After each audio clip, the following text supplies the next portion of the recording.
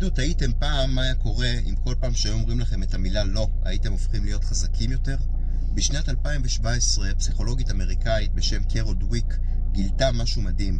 היא גילתה שלפי האמונות שלנו כבני אדם, ברגע שאנחנו מבצעים פעולה מסוימת, יש כמה מנגנונים פעילים שיכולים לשנות לנו את ההצלחה בפעולה הזאת. אני אתן לכם דוגמה.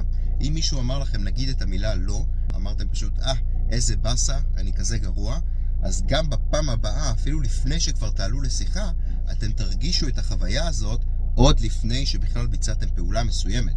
אבל אם אמרו לכם את המילה לא, ניתקתם את השיחה, ואז אמרתם לעצמכם, איפה אני יכול להשתפר פעם הבאה, אז אתם תראו שגם בשיחה הבאה שלכם, במקום לבוא בתחושה של אני לא מספיק טוב, אתם תבואו בתחושה של הנה זה אתגר עבורי.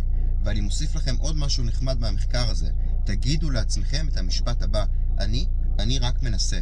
ברגע שאתם עושים את זה, המוח שלכם נרגע, מתפקס, לא מכניס מחשבות נוספות לתוך הפעולה שאתם צריכים לעשות, הוא תופס את זה כאתגר וגורם לכם לנצח.